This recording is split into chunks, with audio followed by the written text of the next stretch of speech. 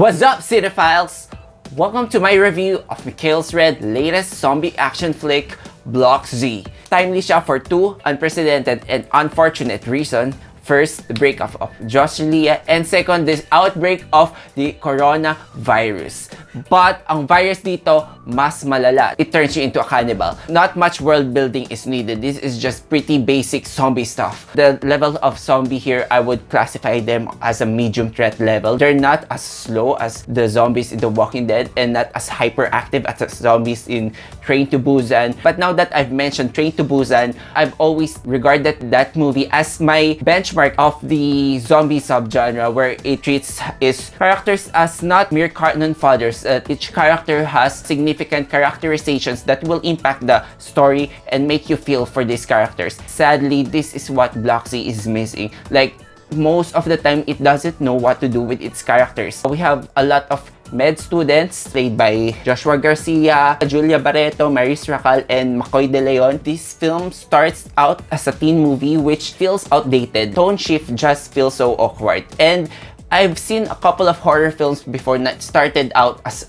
barricade flick, and you know, when the massacre starts to happen, it works. Block Z has already tone issues on the beginning, and not to say that the story itself is just mediocre. I think never na mention yung word na zombie. It's intentional that these characters are working on a world where they have no notion of what a zombie is. It tries to do some scientific stuff by making its characters more intelligent. I've said these are med students, and whenever they spout out this scientific basis for all the things happening around them, rashes, dilated pupils, yeah, we already know that. Of course, for every zombie, meron silang antidote.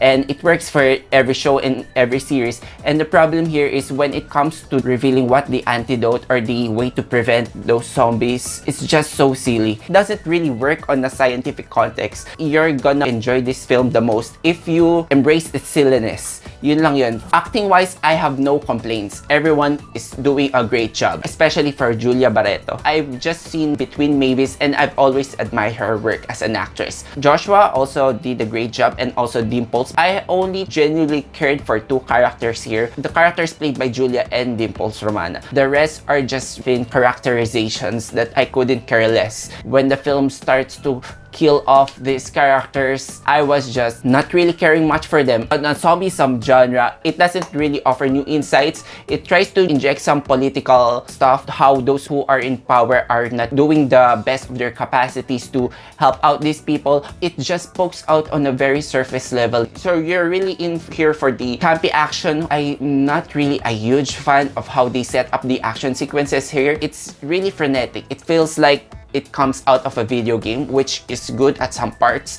but there's an overuse of the close-up shots and the shaky camera. I feel like it's just a cheat. The director or whoever staging this action stunt is running out of ideas to make a brilliant action sequence for the zombies. There's no scene like here, like in the Train to Busan. Remember that scene where they crawled up on the luggage area of the trains? There's just no innovative new stuff here. The acting among the extras, they're really amazing. They're really committed. My major gripe here, since I'm really going for the terror, the makeup can be underwhelming. It's almost mandatory in zombie films. If you're selling it as campy to show the gore, they could have done more with the makeup. And I guess it all traces back that they're really pushing this film to be an PG-13 film. It's appropriate if you want to earn more money, but if they made this R16 film, they would have more liberation to do bloody gore stuff. Julia was able to show some action stunts towards the end that I feel like the film could have benefited if they used more of those action sequences.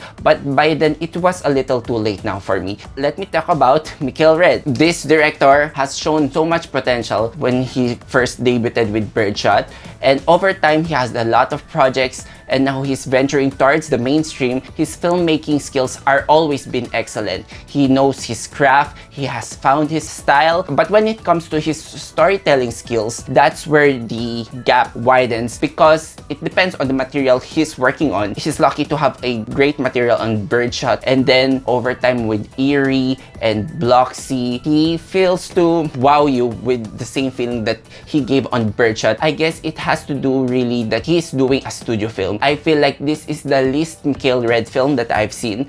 I really felt that he has lost creative control over this. He's delivering these mandatory studio requirements. I feel like he has lost his voice.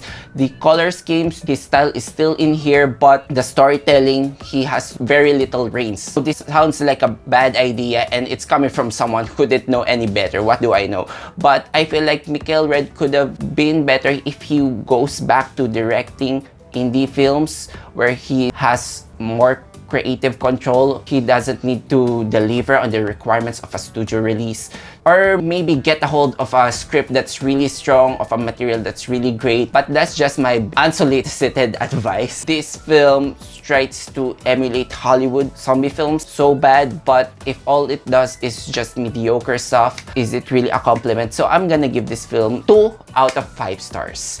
That's it for my review of Block C. Guys, do you agree? It's okay if you disagree. Let me know what you think. Hit them on the comment section below. But till then, guys, see you on the next episode. Bye!